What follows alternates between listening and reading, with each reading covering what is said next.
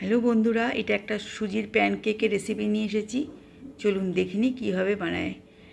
এটা আমি বানাতে 100 গ্রাম সুজি নিয়েছিলাম। সুজিটা যেহেতু কতটা জলের পরিমাপ দিতে হবে, এই জন্যে সুজিটার মধ্যে একটু জল মিশিয়ে একটু নুন দিয়ে আমি কিছুক্ষণ ভিজিয়ে রাখার পর সুজি যখন ফুলে গেল, তার মধ্যে আমি প্রয়োজনীয় উপকরণগুলো অ্যাড করলাম।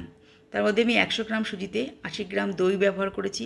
তার মধ্যে ধনেপাতা কুচি, টমেটো কুচি, গাজর, কাঁচা লঙ্কা, সব এই সবজিগুলো আমি যোগ করলাম। এবার যোগ করার পরে আমি এর মধ্যে একটা ফোড়ন হিসাবে কারি পাতা আর কালো সর্ষে আমি ফোড়ন হিসাবে এর মধ্যে ব্যবহার করব। তেলে আমি 2 চামচ তেলে কারি পাতা আর সর্ষে ফোড়নটা গরম করে নিয়ে এর মধ্যে আমি মিশিয়ে নিলাম। মেশানোর পর যদি আরও জল লাগে আর একটু জল দিয়ে আমি ভালো করে ব্যাটারটাকে, বেশি নরমও না আর বেশি শক্তও নয়, আমি এভাবে একটা ব্যাটারটা তৈরি করলাম।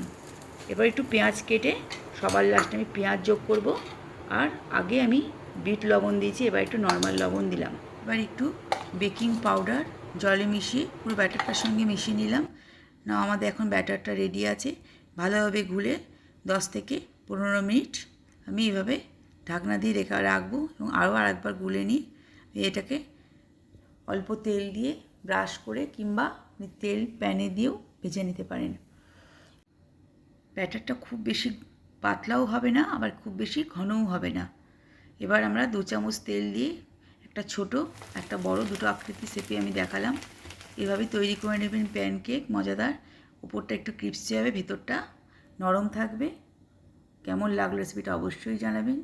ভালো থাকবেন, চ্যানেলটাকে সাবস্ক্রাইব করবেন।